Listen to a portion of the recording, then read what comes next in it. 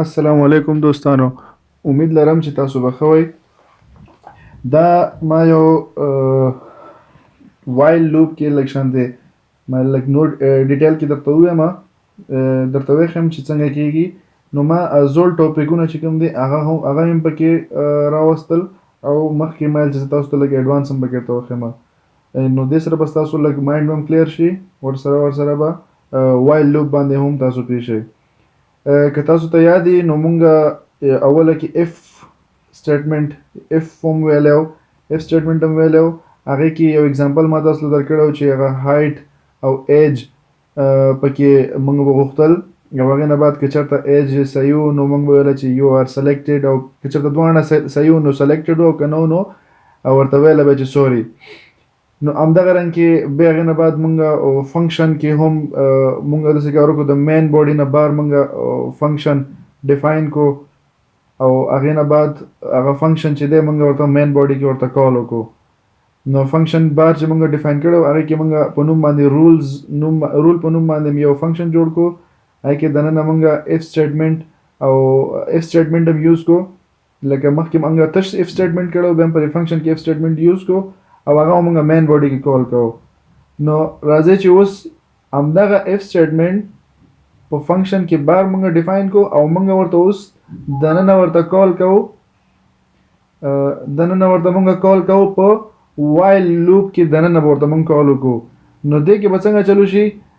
انفینیټي مطلب یعنی حد به نه معلوم، هغه منزل به مونږ پوښتنه کوو او هغه منزل به مونږ له جواب راکوي. چې یعنی فرض که مطلب مونږ ته خو نمبر نه معلوم کنه، فرض که چې 1000 کسان رالل او هغه ټولو سلیکشن کې مونږ ورته ووایو چې یو آر سلیکټډ، یو آر ریجیکټډ. نو یعنی یوزر نه به مونږ ان ټایم چې دی مونږ به د هغې نه انپوټ اخلو او مونږ به ورته ان ټایم د هغې له آوټپوټ جواب ورکوو. نو دغه رنګې یو پروګرام دی، دې باندې به اوس مونږ ټرای وکړو. نو ټول نه مخکې ما خو دغه ډایرکټ لیکلی دی، صرف دې فنکشن ته به زه په وایل لوپ کې کال کوم. نو راځئ چې څنګه کېږي دا وګورو. ټولو نه اول به چې دی مونږ انټیجر ډیفاین کو، یو به a is equal to 0 دا به ډیفاین کو، بل به مونږ n is equal to 0، یو دو ویریبلز مونږ ډیفاین کړل. د دې نه بعد اوس هایټ او ایج یعنی څلور ویریبلز ما ډیفاین کړل، او د دې نه بعد صبر کوم رمې لګو. د دې نه بعد چې دی اوس به مونږ وایل لوپ ولګو. وایل لوپ کې به پهله سر کې څنګه چل کوو، وایل WHIL مانو سپیلنګ مې شو WHILE وایل بریکټ. نو موږ پکې ولیکو وایل a is greater or equal to while a is greater or equal to n وبخا greater ملیکو while a is less than or equal to n. نو تر هغې پورې چې دی یعنی چې دې ته څو پورې ایکول شوی یا کم چې نه تر هغې یعنی چې کم وي د n نه کم یا برابر وي تر هغې پورې به دا لوپ ډیفاین کېږي. نو مونږ به څنګه چلو کو، دلته به لاندې بوډي جوړه کو، بوډي کې به دننه مونږ ولیکو cn او مونږ به ورکو cn کې څه شی، cn کې خو مونږ دوه دي که نه، ولې چې مونږ به هایټ هم ورکو او ایج به هم ورکو. cn به مونږ ورکو اوله کې هایټ او بیا به دوباره cn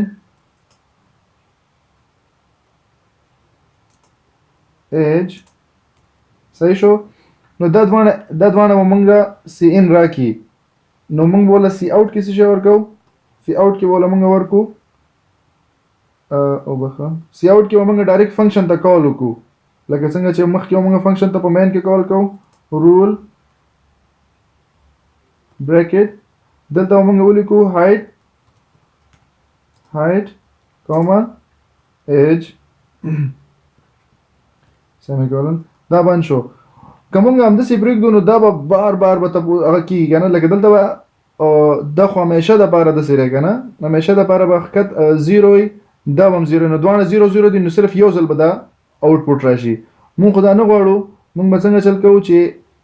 یعنی n ټایم نو زه به ورکړم چې a is equal to a plus 1 صحیح شو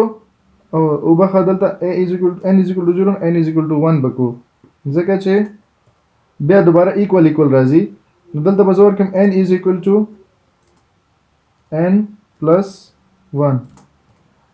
دا مې ولې 1 کو ځکه چې اوس چې دا څنګه برابر و 0 0 نو دا خو بیا هم وروسته 0 0 وي نو د هغې د وجه باندې ما دلته وکړو چې n is equal to 1 او a is equal to 1 او n is equal to 1 نو دلته به اوس څنګه چل کېږي لوپ خو د دې ځای پورې دی وایل لوپ دی چې دې وایل کې به دننه تاویږي نو همیشه دپاره به a چې دی هغه به د n نه یو سټپ ښکته وي ځکه چې n بره دی نو همیشه به یو سټپ به ښکته وي نو په دې وجه باندې چې دی همدلته به دا لوپ به همیشه دپاره همداسې اکټیو وي موږ به سی ان ورکوو سی اوټ کې موږ رولز به څه شی دی هغه رولز دغه فنکشن دی چې دا به کې دلته خپل عمل کوي راځئ چې وګورو چې څنګه چل کېږي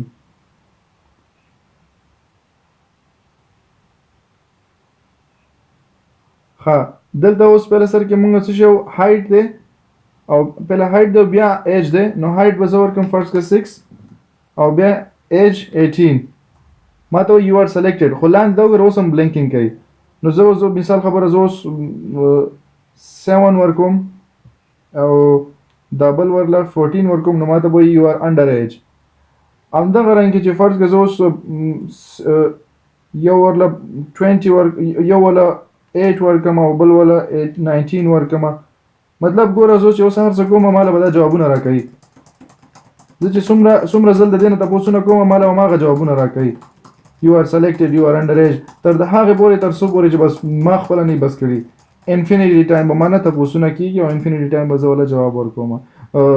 یعنی تپوس به کېږي او هغه انسر به یعنی ریزلټ به راوځي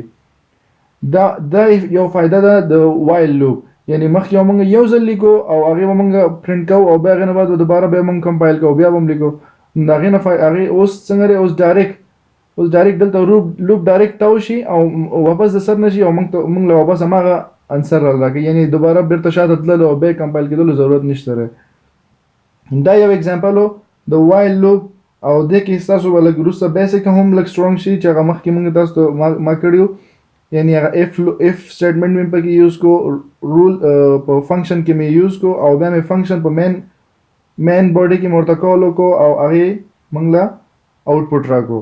او هغه هم n ټایم آوټپوټ راکړو هغه n ټایم یې ځکه راکړو چې موږ دلته دوه کنډیشن ورکړي وو په دې خاطر باندې امید لرم چې تاسو به آیډیا اخیستي ما سره اوسئ د روان ټوټوریال لپاره د الله په امان